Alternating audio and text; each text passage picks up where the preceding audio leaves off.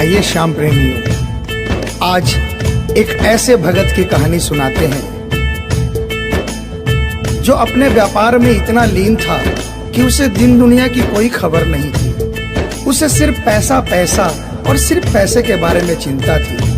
उसके घर वाले, उसके परिवार वाले सारे परेशान थे कि सेठ कभी कहीं नहीं जाता, सुबह से लेकर रात तक हर समय पैसे में ही लिपटा रहता है।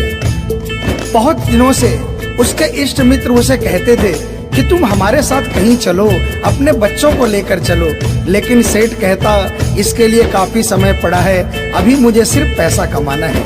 लेकिन एक दिन कुछ मित्रों ने बहुत जोर दिया कि 2 दिन की छुट्टियां हैं, हम खाटू श्याम जी के दरबार में जा रहे हैं, पूरे परिवार को साथ लेकर हमारे साथ चलो। और सेठ उनको ये बात मना नहीं कर पाया और बिना मन के वो उन परिवार वालों और इष्ट मित्रों के साथ खाटू के लिए रवाना हो गया। रास्ते भर वो अपने व्यापार की बातें करता रहा। उसे खाटू जाने की जरा भी इच्छा नहीं थी। लेकिन जब खाटू पहुंचा और बाबा श्याम के मंदिर में पहुंचा और जब बाबा से नजरें मिली, उसके होश उड़ गए। सेठ के परिवार वाले सारे दर्शन करके बाहर आ गए। वो सिर्फ 1 मिनट के लिए मंदिर में आया, लेकिन घंटों तक बाबा के दरबार में खड़ा रह गया। उसको होश नहीं रहा और वो बाबा की तरफ देखकर आंखें बंद करके आंसुओं की धार बहती रही और वो बाबा से मन ही मन बातें करता रहा। जब परिवार वालों ने उसे कहा कि अब चलना है, तो सेठ ने बाबा से कहा, प्रभु मुझे अब हर महीने 11 को अपने दरबार में बुलाओ। और ये कह करके वो बाबा के दरबार से वापस अपने घर को आ गया। 15 दिन बाद 11 आई। सेठ बहुत से लोगों को लेकर अपने साथ बाबा के दरबार में गया। ऐसे हर 11 को वो खाटू जाने लगे। लेकिन एक दिन जैसे ही वो सुबह 11 को घर से निकलने लगा, मुनीम ने कहा, सेठ जी कहाँ जा रहे हो? सेठ ने कहा, अरे मुनीम तुझे पता नहीं, आज 11 है, मुझे खाटू धाम जाना है। मुनीम ने कहा, सेठ जी आपको पता नहीं, आज बाहर के कुछ व्यापारी आने वाले हैं, लाखों का सौदा होने वाला है और वो व्यापारी आज रात को वापस इंडिया के बाहर चले जाएंगे। आपके पास तो मौका है, आप 11 की जगह मावस को खाटू चले जाना। सेठ के मन में ये आया कि हाँ, इसमें क्या फर्क पड़ता है, आज यहाँ व्यापार कर लेता हूँ, सौदा कर लेता हूँ, मैं खाटू मावस को चला जाऊंगा। और सेठ उस दिन खाटू नहीं जा पाया। 11 निकल गई, मावस आई, मावस को फिर कोई व्यापारी आ गया। उसके बाद फिर पूर्णिमा आई, फिर कोई व्यापारी आ गया और इसी तरह सेठ व्यापार में फिर उलझ गया। एक दिन रात को सेठ सोया तो उसके नींदों में उसे ऐसा आभास हुआ कि उसे कोई आवाज आ रही है और उसने बड़े ध्यान से सुना।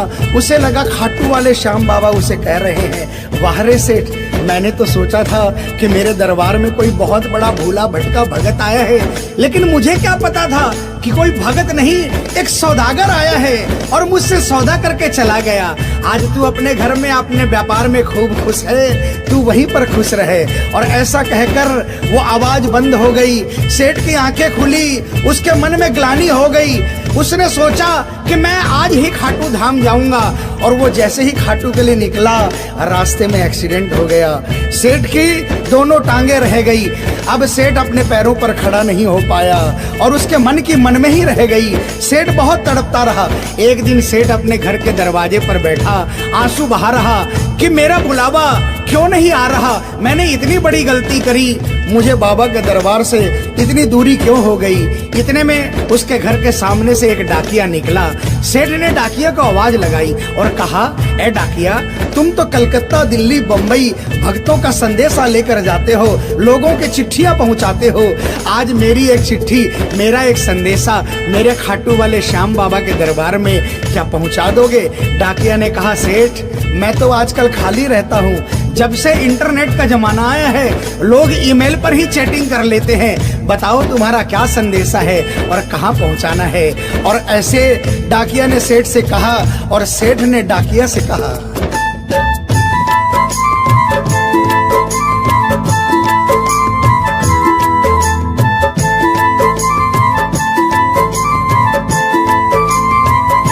डाकिया जा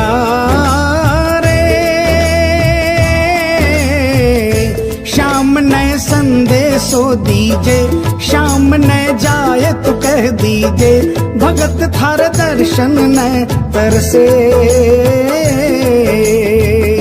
डाकिया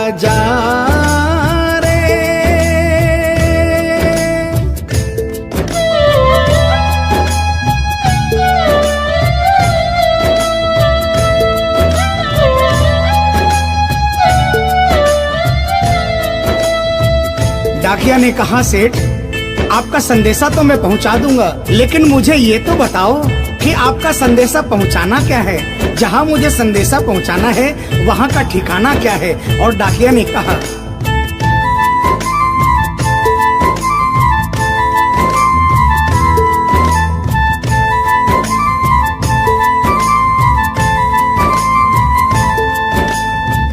कौन से गांव थारो शाम बस्यो है, इतनो माने बता दे सेवक रे।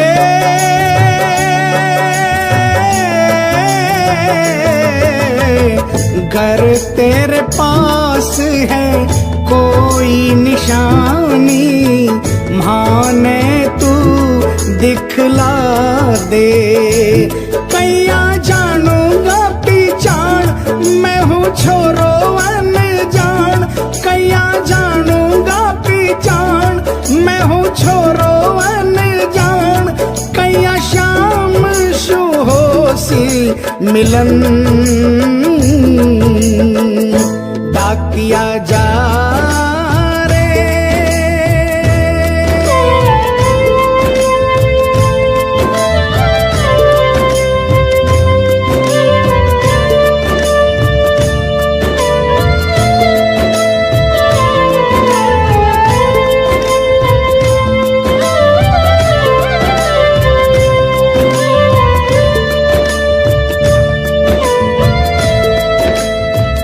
सेठ ने कहा, डाकिया मैं तुझे जिस जगह का ठिकाना बता रहा हूँ वहाँ ऐसा दरबार है जहाँ जो एक बार जाता है वो वहीं का हो जाता है। उस दरबार की खासियत है जो वहाँ पर पहली बार जाता है उसके काम बन जाते हैं। सुन वहाँ का ठिकाना क्या है।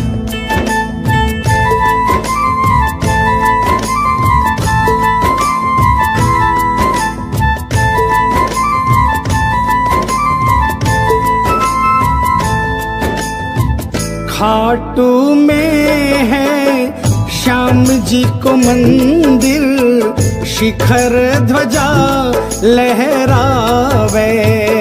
डाकिया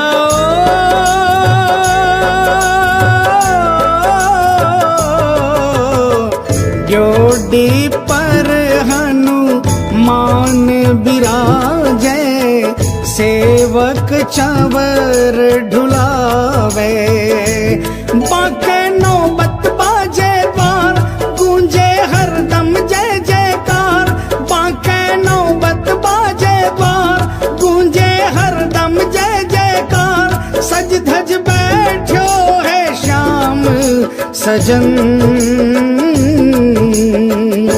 डाकिया जा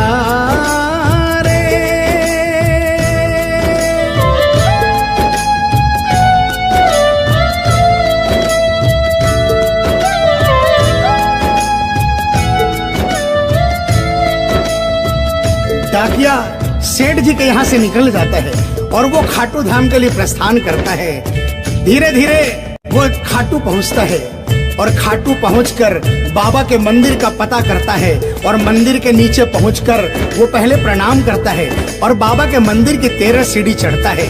और वो बाबा के सामने पहुंचकर बाबा की तरफ नहीं देखता, पहले अपने झोले में से वो सेठ की चिट्ठी निकालता है और चिट्ठी निकाल के पढ़ने लगता है।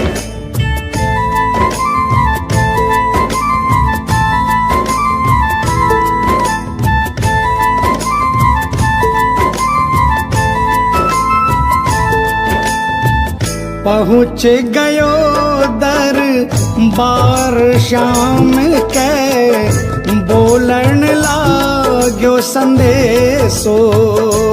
बाबा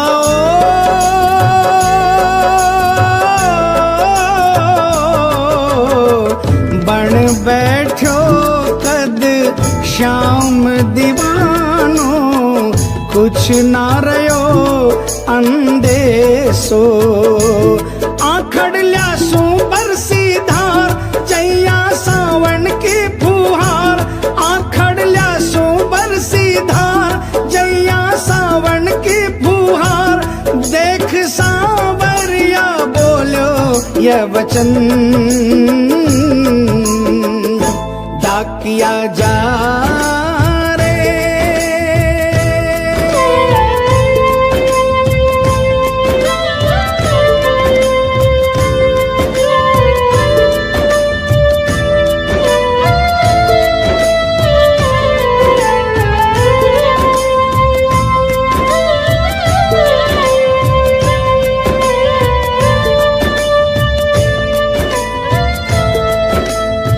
जो ही डाकिया ने सांवरे सेठ की तरफ देखा, उसके होश उड़ गए, उसकी आंखें बंद हो गई, आंखों से आंसुओं की अविरल धारा बहने लगी। उसको ऐसा महसूस हुआ सपने में जैसे कि कोई श्याम प्रभु सिंहासन से उतर कर आ गए। उससे अपने गले से लगा लिया और डाकिये से कहा, कैसे हो डाकिया? डाकिया प्रभु के चरणों में गिर गया, कहा, प्रभु आज मैं धन्य हो गया, इतने वर्षों तक आपके दरबार नहीं पहुंचा, आज सेठ जी के कारण मैं आपके दरबार में पहुंच गया। अब मुझ पर इतनी कृपा कर दो, मुझे अपनी शरण में रख लो। लेकिन बाबा ने कहा, नहीं बेटा, मैं तुझे अपनी शरण में रखूंगा, लेकिन अभी तुझे मेरा एक छोटा सा काम करना है। जिस सेठ ने तुझे ये संदेशा देकर भेजा है, अगर उसके पास मेरा जवाब नहीं गया तो वहां जीते जी मर जाएगा। तू मेरा एक छोटा सा काम कर दे, वापसी संदेशा तू उस सेठ को जाकर दे दे। और बाबा ने कहा,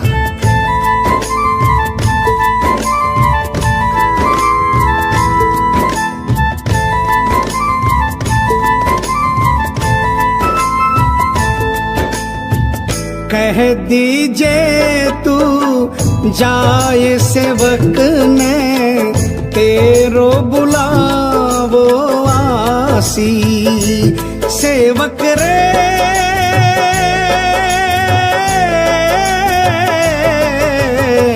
सबकी आस पुराऊं तो तू कैया रह पासी। तेरी सारी जानू बात पूरी करशू मन की आस, तेरी सारी जानू बात पूरी करशू मन की आस। पर बढ़ा मेरे कानी कदम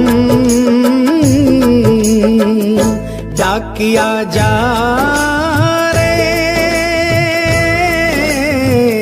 संदेशो सेवक ने दीजे, सेवकिया राह तेरी निरखे। संदेशो सेवक ने दीजे, सेवकिया राह तेरी निरखे। सेवक संदेश न तरसे डाकिया जा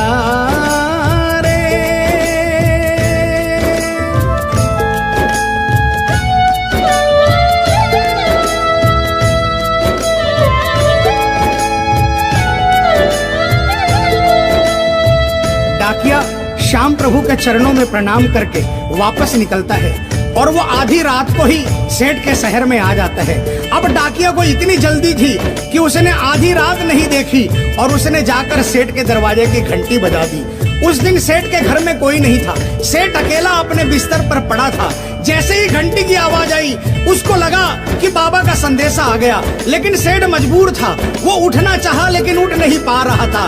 लेकिन अचानक उसने जोरदार जयकार लगाई, हारे के सहारे की। और जैसे ही आवाज आई सेठ के घर में करिश्मा हो गया। सेठ अपने पांव पर खड़ा हो गया, दौड़ कर गया और उसने जाकर दरवाजा खोला। सामने देखा डाकिया खड़ा है। सेठ डाकिया के चरणों में गिर गया और कहने लगा, डाकिया जल्दी बताओ मेरे बाबा ने क्या संदेशा भिजवाया है। और डाकिया ने चिट्ठी निकाली और बाबा के भगत की चिट्ठी का संदेशा निकालकर सेठ के हाथों में थमा दिया। सेठ ने जैसे ही चिट्ठी देखी वो झूम झूम कर नाच नाच कर गाने लगा, आ, आ, आ,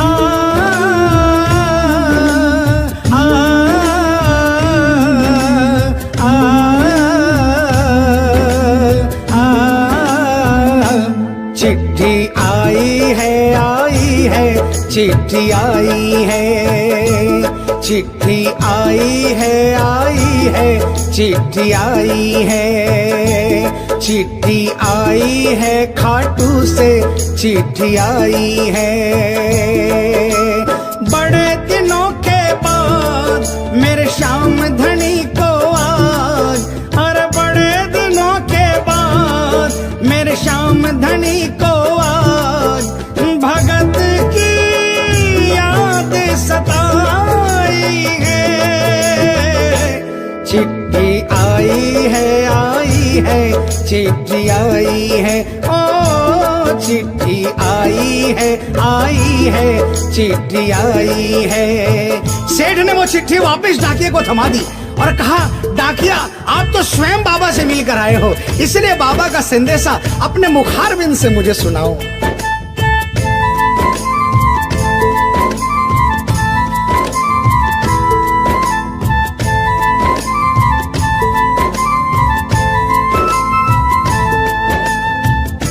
गुण संदेशो सांवरिये को मनड़ो घणो हरसायो।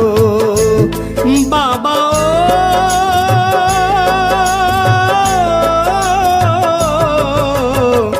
बंध गया पाँव में घूघरिया सा, मन को मोरियो गायो।